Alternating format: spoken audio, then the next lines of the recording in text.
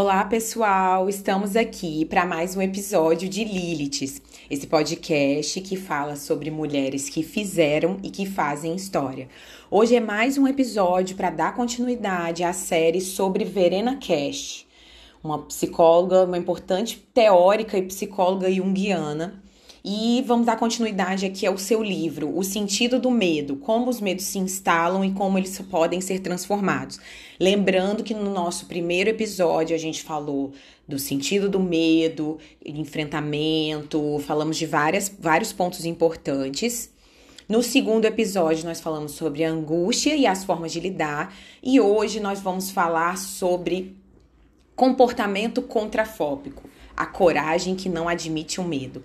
E eu achei um ponto muito interessante que foi trazido pela Verena Cash e que traz um novo olhar pra gente tentar entender, tipo, tá, mas será que essa pessoa não sente medo? Como assim? O que é comportamento contrafóbico, Mari? Pois vamos lá. É uma coragem que não admite o medo. E aí aqui eu vou ler uma citação da página 55. Chamamos isso de comportamento contrafóbico. Na verdade, estamos com muito medo ou nos encontramos numa situação que provoca muito medo, mas nos comportamos como se não estivéssemos medo nenhum. Então, o que é o comportamento contrafóbico? A pessoa tenta provar que ela não está com medo. É o contrário, né? É um comportamento que parece que a pessoa não tem medo nenhum, ela age contra o medo. É uma forma que ela tem de se portar e de lidar com esse medo, foi a forma que ela encontrou. E aí é muito importante a gente olhar para isso. Ela aponta que, por exemplo, essas pessoas têm muita dificuldade de lidar com medo, é essa forma de negar e às vezes até se arriscam, né, nesse sentido, e que os contrafóbicos, em geral, zombam de quem é medroso. Então, são pessoas, por exemplo, que debocham de pessoas que demonstram medo por algo, medo de altura, em geral, besteira, isso é fichinha. São essas pessoas que, em geral, zombam de pessoas que demonstram o seu medo, né? Porque na nossa sociedade isso é visto como fraqueza. E aí, já eu vou trazer uma citação aqui que ela fecha e fala sobre isso. Então, são pessoas que zombam de quem é medroso porque ela tem receio de que o medo pode ser contagioso. O medo pode ser contagioso, a Verena Cash aponta. E aqui ela diz que são pessoas que fazem muitas experiências novas e tem uma questão com uma identificação de uma figura paterna e um complexo de Deus, assim, são pessoas que se julgam superiores, que, não tem medo nenhum, como assim, é besteira, você é fraca, você é fraco. Então, mas que é importante a gente olhar para isso de uma forma diferente. E aqui ela diz na página 58 que os contrafóbicos se identificam com uma autoridade que tem tudo sob controle. Muitas vezes se identificam com figuras paternas ou até mesmo com complexo de Deus. E aí, uma forma interessante, aqui uma coisa interessante que ela traz na página 60, que eu disse, eu falo já. Antes eu vou falar sobre a questão do risco da sobrecompensação, que ela diz. O risco dessas pessoas de ficarem negando muito medo e se defenderem com medo, parecendo corajosas, mas na verdade elas estão com muito medo. E isso, gente, não é uma coisa, assim, para muitas pessoas com certeza é uma questão inconsciente. A pessoa não tem essa noção. E aí, o que pode acontecer é o risco da sobrecompensação. O que é essa sobrecompensação? O desenvolvimento de angústias repentinas, que pode, porque a pessoa tá tão na negação que, de repente, isso pode vir com muita força e há um desenvolvimento de uma angústia repentina ou até mesmo de fobias. Por exemplo, ela traz um exemplo de um homem que se comportava muito dessa forma contrafóbica, que é uma coragem que não admite o medo. E aí, um belo dia, ele foi assaltado e roubaram a carteira dele em Roma. E ela disse que a partir daí, esse homem desenvolveu uma fobia completa por andar nas ruas de Roma, por exemplo. Então, é esse o risco que ela traz da questão da sobrecompensação, que podem acontecer o desenvolvimento desses tipos de fobia, certo? E aí, eu vou trazer uma citação na página 60, sobre essa questão do comportamento contrafóbico. Ser contrafóbico só faz sentido numa sociedade em que a angústia é reprimida, em que ela é sinal de fraqueza, em que um comportamento contrafóbico é visto como sinal de força. E isso é muito importante a gente refletir, porque na nossa sociedade, demonstrar medo é fraqueza, demonstrar, por exemplo, estar afetado, tristeza, chorar é visto como fraqueza, mas, gente, somos sentimentos, somos humanos, somos afetados, a gente sente medo, o medo é muito importante. O heroísmo, ele tem um certo limite. Ela diz que as pessoas corajosas de verdade, elas reconhecem a existência do medo, elas reconhecem o limite, elas sabem até onde elas podem ir. Elas não são assim, saem se jogando no meio do mundo, não, de forma alguma. Então, esse tipo de comportamento só é valorizado numa sociedade que reprime, que as pessoas, assim, não permite, não dá espaço para que as pessoas manifestem suas angústias, seus medos, porque senão é vista como a fraca, não sabe lidar, não aguenta. E muitas vezes é até motivo de chacota. Então, vamos refletir sobre isso. Vamos acolher nossos medos, o medo é importante, a gente precisa dele. E aí a gente percebe, tá, mas o medo tá me impedindo de certas coisas, então vamos olhar para isso. E o processo terapêutico, como eu já disse no episódio anterior, é um ponto muito importante para o reconhecimento de todas essas dinâmicas, certo? E aí eu vou falar sobre um outro tópico que ela diz sobre a questão de trabalhar a identidade. Nesse tópico de trabalhar a identidade, ela vai falar sobre as emoções, de que as emoções, elas afetam a nossa identidade, de certa forma. Elas representam um núcleo do nosso ser, si mesmo. E aí ela vai trazer que cada emoção dessa tem uma coloração, bem divertidamente, né, gente? Inclusive, o Divertidamente vai ser lançado esse mês. Estou aqui ansiosa para esse lançamento. Então, assim, todas as emoções, elas afetam a nossa identidade. E cada uma tem uma coloração, bem parecido com Divertidamente, que cada emoção ele tem uma coloração diferente. E a gente se percebe diferente em cada emoção. A gente se percebe diferente quando tá com medo, a gente se percebe diferente quando tá alegre. Então, cada uma vai nos afetar de uma forma. E ela fala da angústia como uma diminuição, como uma sensação de encolhimento, impotência, o aperto, a falta de ar. E aí, essa vivência que é experienciada na angústia, né? A sensação de encolher, ela traz aqui. Aí ela diz que a angústia afeta tanto a nossa vivência própria que nos sentimos diminuídos e inferiores. Essa diminuição pode ser vivenciada também no nível da vitalidade. Podemos nos sentir vitalmente ameaçados e também no nível da autoestima, a ponto de a perdermos. Também no nível da autonomia, do sentido de que nos sentimos determinados e definidos por algo que se encontra fora de nós. Confiamos cada vez menos em nós mesmos. Por fim, sentimos que estamos perdendo a vida porque não fazemos o que deveria estar fazendo. Aí vem a autocobrança, vem tudo isso. E aqui ela traz, isso tudo está na página 67.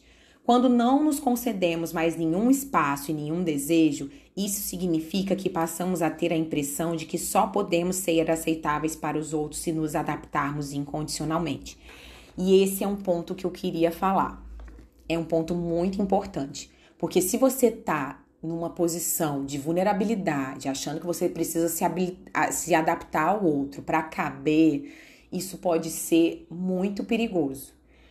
Porque aí você pode estar suscetível a relacionamentos abusivos, as pessoas podem abusar mesmo nesse sentido de tipo, você se vê obrigada a fazer coisas que você não gosta. Então, olha aí a importância da gente olhar para as nossas angústias, dar voz às nossas angústias, para que a gente não se sinta diminuída, para a gente não se sinta na necessidade de caber na expectativa do outro, por exemplo. E essa questão aqui que ela trouxe, né? Nos adaptarmos incondicionalmente. Isso é extremamente perigoso. Porque a gente vai esquecendo da gente, a gente vai dizendo sim para os outros e vai dizendo não pra gente. Então, isso é muito problemático. E aí é importante a gente olhar e dar voz para tudo isso e reconhecer. E aí ela diz da diminuição da autoconfiança, como eu disse aqui, né? E vamos pra frente. E aí Vamos lá falar sobre uma questão muito interessante também que ela trouxe, sobre fases de transição e suas leis. O que seria a fase de transição em geral quando a gente vivencia? A angústia está muito envolvida nos momentos de transição, nos momentos que a vida está passando por transformações, enfim, são crises. E aí ela diz que o que era válido, confiável, começa a ser questionado. Há uma inquietação, uma insatisfação que começa de forma sorrateira. E aí ela fala de vislumbrar novos objetivos e a dificuldade de abrir mão do que é familiar. É aquela famosa, aquele momento de tipo, sair da zona de conforto. Mas aí a gente tem dificuldade, a gente vislumbra novos objetivos, mas aí a gente tem dificuldade de sair daquele lugar que é confortável, que é conhecido. Então isso é uma fase de transição, em que aquilo que fazia sentido não tá fazendo mais, não é mais confiável, e aí, será que é isso que eu quero mesmo? Eu começo a me questionar, começo a me inquietar. Isso, por exemplo, pode estar muito presente no momento em que você começa a se questionar sobre a questão da carreira. Pessoas que fazem um processo de transição da carreira, acho que vivenciam muito isso, assim, tô dizendo de experiência própria.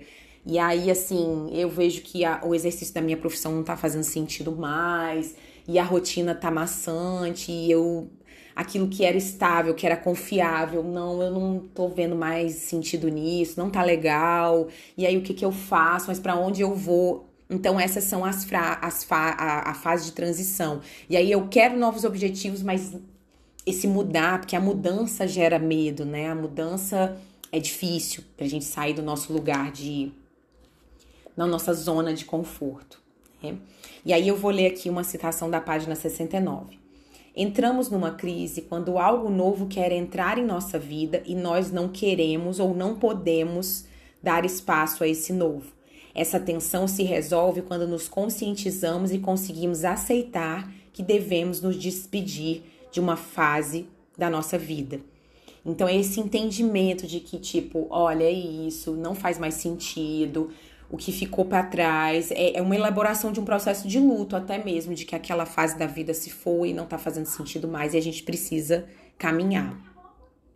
E aí aqui ela fala que quando não queremos soltar, quando insistimos em manter o estado antigo, nós nos alienamos cada vez mais de nós mesmos ou algum dia nos resignamos porque não podemos impedir o avanço do tempo. Aqui ela fala num caso mais extremo de que, tipo, caso você não reconheça que, tipo, aquilo se foi, aquilo acabou, acaba que com o tempo você vai precisar se resignar, porque o tempo vai te mostrar que, olha, é isso. Essa fase passou, não tem mais sentido, e é isso. Bola pra frente. E aqui ela traz que as fases de transição, elas são instáveis, geram angústia, muita dúvida. E aí, o que acontece? Nessas fases de transição, as dificuldades anteriores são reativadas. Então, assim, ela diz que velhos conflitos são reacendidos, porque tá nessa fase de transição, angústia e muita coisa para lidar. E aí acaba que velhos conflitos são reacendidos nesses momentos. Transições da vida são situações de estresse e angústia. E aí ela fala de uma certa proximidade com o inconsciente, e aí ela traz que essas fases de transição são possibilidades de transformação. São convites para uma transformação, para olhar talvez para esses velhos conflitos, dar voz a isso, enfim. Então é um ponto muito interessante da gente olhar para esse processo de fase de transição. E além da fase de transição, vem a fase de consolidação. O que é a fase de consolidação? O novo, ele é integrado à vida e isso gera menos angústia. Então, eu passo a aceitar aquilo que se impôs. E aí, é um momento que eu vivo de menor angústia, certo? E aí, eu vou ler aqui uma citação da página 71. Não temos apenas fases de transição na nossa vida, também temos fases de consolidação, nas quais o novo é integrado e nas quais ela se acalma. Então, a vida vai num processo mais calmo. E a gente vai ficar em movimento de fase de transição, fase de consolidação, fase de transição, fase de consolidação. Isso ao longo de toda a nossa vida, nos mais diversos âmbitos dela. E aí, Aí ela vai falar de uma questão de uma identidade flexível, de pessoas que são mais capazes de se adaptar. E aí ela traz uma citação sobre pessoas criativas que eu vou ler aqui. Pessoas criativas não têm necessariamente uma identidade melhor do que os outros, mas possivelmente estão mais acostumadas a enfrentar problemas de identidade, a estar sempre à procura da sua identidade, a procurar, a perguntar por ela e não aceitar que ela é fixa para sempre. Identidade é algo cujo devir dura uma vida inteira. Ela não é algo fixo, eternamente imutável. É mais apropriada ao fenômeno da identidade saber que é uma tarefa vitalícia, sempre procurar por ela e não entendê-la como algo fixo. Então é entender que a vida passa por esses momentos de fase de transição e fase de consolidação, que a gente vai se transformando ao longo do tempo, não é algo estável e imutável. Em diferentes fases da vida, nós pensamos questões diferentes, nós enxergamos as coisas de uma forma diferente, enfim. E essa é a beleza do processo. A gente não é a mesma pessoa de 3 meses atrás, 5 meses atrás. A gente vai passando por transformações. E é importante a gente aceitar isso. E aí, ela fala sobre a questão da identidade coletiva, que está em transformação, né? A nossa ideia de que antigamente houvera uma identidade inabalável parece ser uma imagem idealizada que projetamos sobre o passado. No entanto, a pergunta pela identidade pessoal se tornou cada vez mais aguda ao longo do século, pois muitas regras e estruturas sustentadoras se tornaram obsoletas. O que contribui para isso também foi a diminuição constante da religião institucionalizada. Muito daquilo que sustentava as pessoas não sustenta mais. Por isso, o indivíduo não consegue mais se reconhecer tanto na identidade coletiva. Por isso, ele é obrigado a procurar a sua identidade individual, que agora deve lhe dar o sustento. Então, essa mudança na identidade coletiva faz com que a gente precise buscar pela nossa própria identidade, a se responsabilizar por isso. E aí é importante a gente pensar que sobre a identidade, a importância de conseguirmos nos deslocar sempre entre essas fases de transição e de consolidação e questionar o que a angústia quer de mim. E aí de que não é só uma questão de restrição, né? De pensar de um processo de crescimento. O que essa angústia está me mostrando? O que essa angústia quer de mim? O que eu devo pensar, repensar na minha vida? Entende? Então, que a angústia é uma oportunidade de transformação nesse sentido. E aí, de se perguntar também, o que eu perco quando eu me rendo à angústia? O que você está deixando de fazer quando você se rende à angústia? Então, são pontos muito importantes sobre Verena Cast e o sentido do medo. E hoje nós falamos sobre fase de transição, fase de consolidação, comportamento contrafóbico. E encerramos o nosso episódio por aqui. Se você gostou desse episódio, compartilhe, manda para aquela pessoa que precisa ouvir sobre isso. Tem vários outros episódios aqui também de Lilith com outros temas, certo? E se você quer conhecer um pouco mais do meu trabalho, me segue lá no meu Instagram. Meu Instagram é @psicologamariana.borges, que lá eu falo sobre estes e muitos outros assuntos de questões de gênero, arte-terapia, atendimentos psicológicos, enfim. Pois até o próximo episódio.